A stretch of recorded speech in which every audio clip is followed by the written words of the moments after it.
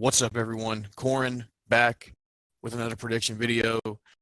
And today I got a bunch of badasses with me. I got Carnifex, I got Skinny Santa, I have Nothing Important, CDH, and Phoenix. And today we're going to be doing a prediction on Obi-Wan Kenobi versus Kakashi Sensei. And I'm going to go ahead and let Skinny introduce himself and talk about Obi-Wan a little bit. All right, guys, what's good? It's your boy Skinny. So, Obi-Wan is by far one of my favorite characters in Star Wars. So to say doing all this prep for him has been more than a treat. In terms of scaling, he's actually very underrated, and I'm surprised that not more people use him in various debates, which is why I'm glad they're doing this death battle. Low in feats, you have Kenobi hitting easy around town to mountain levels of AP. In terms of town, you have him surviving multiple explosions, or building and town level more around. It's pretty vague, but he survived explosions that have tossed him out of buildings and survived large falls. He's taken down entire freighters with just a single slash of his lightsaber. And even restricted masters are capable of, as shown in the Yoda comic, even Yoda, a very restricted and casual feat of his would be when he lifted a mountain with just holding out his arm. And assuming they're using him in his prime, Obi-Wan should scale around these levels easily. So mountain, town, city, building are all very consistent with him. Even more consistently, though, and very frequently shown, actually, would be his planetary scaling. As we know from Darth Vader in Episode 4, any Star Wars fan would know this quote: the power to destroy a planet is insignificant next to the power of the Force. And this is not just Darth Vader being rambunctious, shall we say. Obi-Wan himself has shown a planetary feat, as in the books. He has shown the ability to fight against the planetary dark side nexus, which was described as being the equivalent of 100 Mauls, an army of Mauls, all of which attacking his mind at once. And yet Obi-Wan was able to come out on top over this nexus and maintain his sanity. He's also scaled above the other masters of the Jedi Order, one of them being Yarel Proof. There's actually two calcs that get this.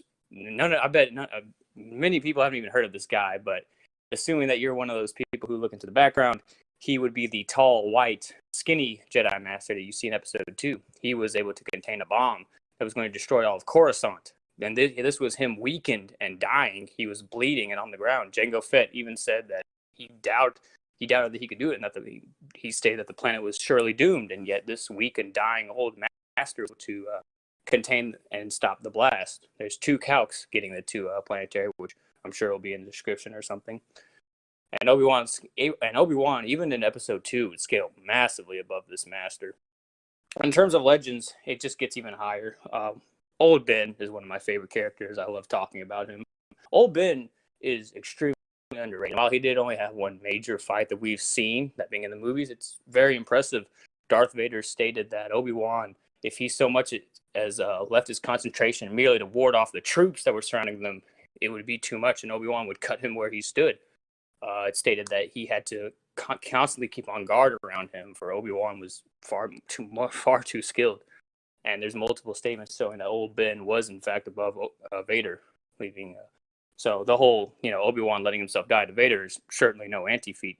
There's also various non-canon things. He was able to, Obi-Wan, while on Tatooine, was able to fight. What up? Thanks, man. He was able to fight against, what's his name? Crate, which, if you guys look at the video, look in the Legends of It material, you know that Darth Crate is a bit of a high-end scaler, but this was him on Tatooine. Beat him in single combat. He was able to ragdoll a Wookiee warrior and so much more. Hacks-wise, we all know the Force. The Force, the thing that flows through all beings, surrounds us, penetrates us, etc. Gives Obi-Wan more than his fair share of hacks. Mind hacks, as we all know, shown in Episode 4, can will his opponents to not fight him, or he can will them to turn on each other. In some instances, it's your standard body control and mind manipulation. You all know the deal. There's also oneness, which is one feat that I'm really surprised isn't shown more often. It's Obi-Wan's signature trump card. In Episode 3, the novelization, it was stated that he was the equivalent of a blue blur. He was able to beat back all of Grievous's attacks effortlessly, and this is due to him becoming, as the name would imply, oneness with the Force. It's a sort of an ultra instinct, to put it in perspective. So with that, that's my basic summary of Obi-Wan.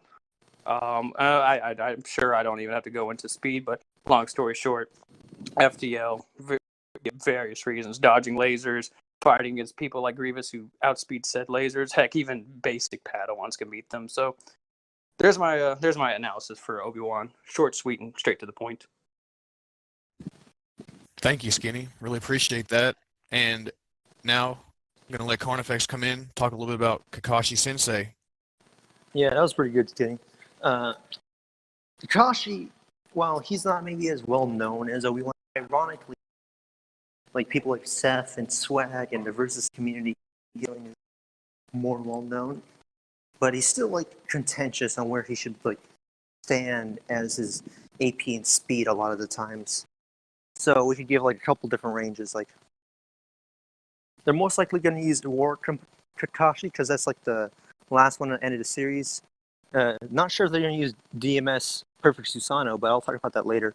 So for War Kakashi, like bare minimum, here's like the lowest scaling. She should at least be like mountain level to island level because, well, he fought the Paths of Pain in Konoha, even though you could say they're somewhat weakened. It's kind of unquantifiable to say how much weakened they are. And the Zura Path, the one with the many arms and gadgets, he blitzed and fucked up Sage Jiraiya. And Kakashi was able to at least like do some damage to him. He put his like a lightning blade through his chest. He did get stabbed by him, but he didn't die instantly from him. So he could scale above Jiraiya's like stated like mountain level massive Rasengan. There's other stuff for mountain level, like any Akatsuki member is like stated to be as strong as Biju, because it's logical since they had to go hunt the Biju or Jinchuriki. So of course someone at least puts Biju at like mountain level. That's downplay honestly, but mountain level is like the bare minimum. There's many couch for Bijus too. Like the Two Tails has like island level couch, large island to be specific. Other Biju, like in the war, they have like island to country level calcs. Now they were somewhat amped by Obito, but it's hard to say because they're also at that point a little bit nerfed due to their hosts being gone, so they weren't Jinchuriki. And as you know, Biju without their Jinchuriki are weaker because the Jinchuriki can focus the chakra more skillfully and make it more potent because that's how chakra works. But yeah, mountain and island level, maybe country level, that's pretty good, especially since later on in the war, Kakashi fought Obito in the Kamui dimension. Now, to be fair, Obito was holding back, but to make it convincing to Kakashi, he would have to logically put in some effort in the beginning to like ease Kakashi into like stabbing him, and that's going to be a point I'll bring up later again. But yeah, he was able to at least contend with Obito. So that's this port's at least country level scaling, island country. That's like a good like low to mid end almost.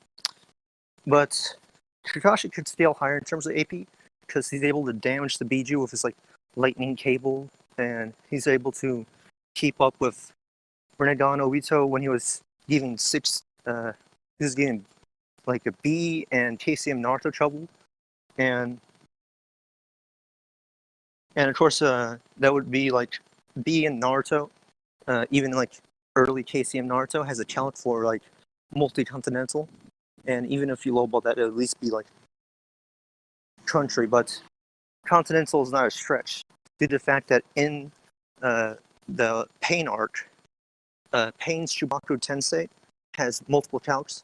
They're at least usually like island to large island, but there's also calcs for it to mean anywhere from country to continental. And in the Six Tails, which is vaguely above the Sage mode, which Pain could still fight, has like island to country level calcs as well. So Kakashi being this level would not be inconsistent. It would be supported by this. And That's basically like the AP scaling for like that Kakashi. If you give him like the perfect Susanno'o, then he's no doubt like completely at least planetary. There's so many planetary calcs for Naruto. Like when Juito, he made the god tree appear. That's calc the moon to planetary. When Madara makes the tree come back or puts it away, also planetary. The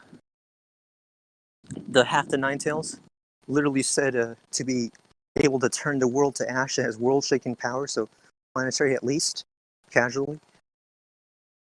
And of course, that Susanno'o is stated to be more impressive than Sasuke's Susanno'o, like Renegon Sasuke's perfect Susanno'o. So it would like at least be planetary, if not higher. You could argue somewhat stealing Kaguya, but that's not exactly like solid since Kaguya still damaged it. It was just able to damage her through his hacks. Now, to speed. Everyone lowballs Kakashi in speed, like they take the fucking part one where there's a legend about cutting lightning bolts out of the sky. He did this as a kid, and in the anime, it was without barely any chakra. So this is like a very low end to still use.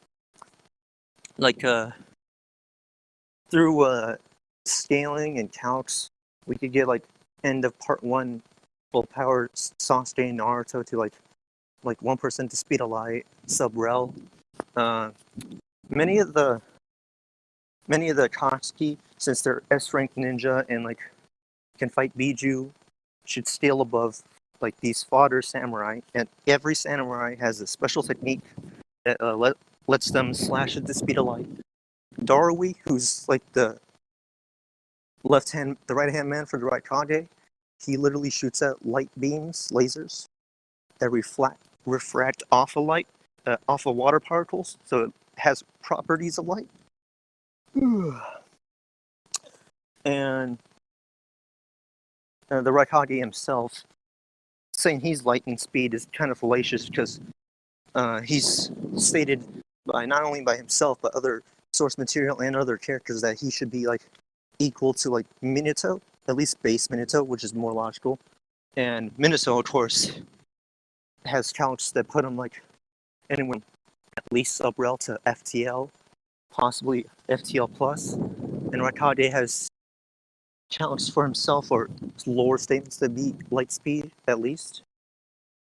And of course, KCM Naruto Blitz is Raikage. And even the lowest calc for this would be like 3 times FTL. Then there's like a middle end, which is 12 times. And then like the high end, which is the 72 times. Either way, they're faster in light. And it depends on how you scale off of there, because you could get into FTL plus or even MFTL, like massively faster in light. So it really depends on how you scale it. But it's not out there. There's a lot of evidence to support this, especially since Kakashi like matches at least 6-gate guy with his Mangekyo Sharingan when he was fighting the Biju. So yeah, there's a lot of support for that. Now, in terms of hacks, now I don't think anyone's gonna mind hacks each other because Obi-Wan has good mind hacks resistance and mind hacks himself. So does Kakashi. Going back to the Obito fight, he was able to stalemate Obito and mind hacks when they were still trying, which is impressive because Obito can mind hacks the Nine Tails with his base Sharingan, which is planetary. So yeah, no one's gonna mind hacks each other. But of course, Kakashi has a bunch of like lightning style jutsus. There's like the lightning blade, the lightning cutter, which makes a long line of lightning to cut people in half, bisect them. He has many more jutsus that he doesn't show as often. He technically has multiple nature styles because he copied like over 1,000 jutsus over his lifetime. But his most dangerous ability comes from his Mangekyo, which is the Kamui. The Kamui basically manipulates space. It tears holes in space to BFR objects into the Kamui dimension or bring them out of the Kamui dimension. He once not sniped off Datara's arm. That was like before the war when he was more fodder. He also, like, in the war, he was able to suck up the Eight Tails, this massive Biju, and then jump right in front of the Ten Tails, releasing the full Eight Tails so he could attack from a surprise attack. He's also been able to Kamui, like, a whole Biju bomb. So his Kamui's pretty crazy just in a war. Now, with the Susanno'o, it gets even more ridiculous because he could turn intangible since he has both Kamui eyes. So you're like evading attacks. It's not normal intangibility either. Basically, he's taking his body into the Kamui dimension. You're just like a reflection of his body, like the image of his body, but it's not actually there. So negating normal like intangibility wouldn't work to hit him because he's literally in another dimension. And his two most deadliest attacks in that form are like the Kamui Shuriken, which he throws these large shurikens from his Susanno'o, and if they hit you, they basically implode you, like a space-time implode you, and you're either like completely destroyed or your remains are like sent to the Kamui dimension. Of course, it bypasses durability because it's spatial manipulation. And then the Authority of God Lightning Cutter, the Kamui Lightning Cutter, which he blitzed Kaguya with. And that one just basically, like, whatever it cuts, it just gets sent to the Kamui dimension. So cut off your head, there you go. That is like the main gist of Kakashi. Korin, you want to add some stuff? Sure. Yeah. I was talking a long time. Yeah, but both of y'all did a great job. But yeah, I'll add just a little bit on. I just want to add a little more on to like speed real quick. So yeah, first of all, when you really think about the lightning stuff for both, it's like, yeah, as Carnifex mentioned, Kakashi was young and heavily drained, and heck, Kenobi has his own direct lightning feat, but again, casual, and you even have Padawan learners rod in actual lasers. So I just would like to add on to that as well, as Skinny mentioned. So yeah, I would like to just agree with both of y'all on that it is kind of fallacious to use like the lightning stuff when you really consider the consistent light speed scaling.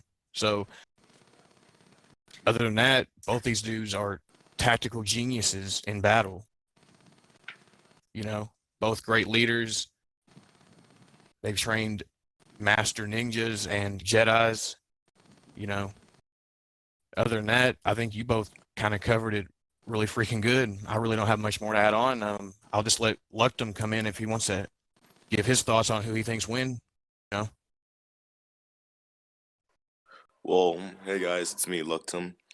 And for me, for my personal thoughts on who will win, I know with the whole May the 4th, I probably Death Battle probably end up choosing Obi-Wan, but for this, I'm gonna go with my boy Kakashi. I think in the end, Kakashi should pull it off with his Sharingan. Even though that they can both not mind hacks each other, and it'll probably be a standstill, but I think in the end, Kakashi could get the better of Obi-Wan. And that's just my personal thoughts on it. That's fair, man. All right, CDH, go ahead and give your thoughts. CDH here. I probably think, I don't know, like, I want to say my boy Kakashi really bad, like, cause you know he got all that Kamui and stuff and all that, but then Obi-Wan, you know, Master of the Force, you know, has a bunch of things. I think Obi-Wan could beat Kakashi, you know. It kind of a close fight, you know. They're probably going to use some parts of the extended universe, which, you know, it's fine, you know. That's a bit fair, you know, I guess. You know, Kakashi ain't no slouch when it comes to, like, his hacks and all of that stuff. They're not going to be, like, mind manipulation and stuff. and Obi-Wan, he just has some stuff that can put Kakashi down more often. I just feel like Obi-Wan has more stuff to kill Kakashi more often than not. Is that fair? I mean, Sure, that's fair. All right. Oh, So I'll just give one more thing real quick, and then I'll let nothing important go, and then you two can finish off with your final thoughts. Yeah, real quick. Overall, for me, I would say the biggest threat for Obi-Wan that Kakashi has would be Kamui. I would say speed is going to be a big factor here, what they do with the scaling for speed, because a lot of Kakashi's other abilities, again, are like elemental based, stuff like that, and Obi-Wan can definitely counter virtually all of that very casually and easily. So I say like Kamui is a big threat. Obi-Wan, his lightsaber style is insane. He's a freaking master at it. He's going to be able to have a counter for a lot of Kakashi's techniques at the end of the day. It really does come down to how they're going to look at speed. If Kakashi is somehow faster to them, then Kamui's a big threat. But if Obi-Wan ends up having a slight edge or becomes faster, then he has us in the bag, I would have to say overall. So, I mean, nothing. You got anything you want to add real quick? I mean, at the end of the day, for really any character, it's like whoever has the better skilling, the better arsenal, right, and the better toolkit is obviously going to win the fight, right? Obviously, it might be more difficult in certain situations to decide who may win the fight, but it still would come down to those very same things I said before. So, assuming Obi-Wan has better hacks and abilities, then he should take the win just fine. As long as he's careful about like the situations that Kakashi can put him in, considering the fact that we know Kakashi can make multi-step plans on the fly, even against people stronger than himself all the fucking time. So, of course, this is from someone who doesn't really know much about the scaling from either character, so I guess take it with a grain of salt. That's fair. Well, Skinny, you want to give your final thoughts?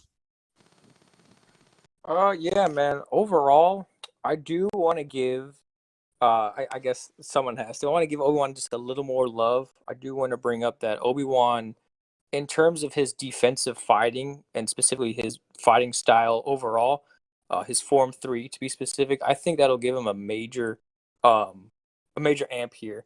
I don't want to sound too memey, but I do think that it is possible for Obi-Wan to quite literally take the high ground. Essentially, like he will control the fight, similar to what he did with Anakin. He has beaten people who scale massively above him. Bro, chill the fuck out. He's gonna cut your limbs off.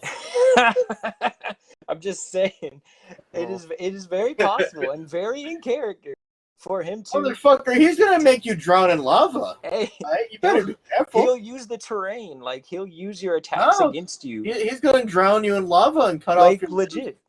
He's gonna take the high ground on your bitch ass and do it too.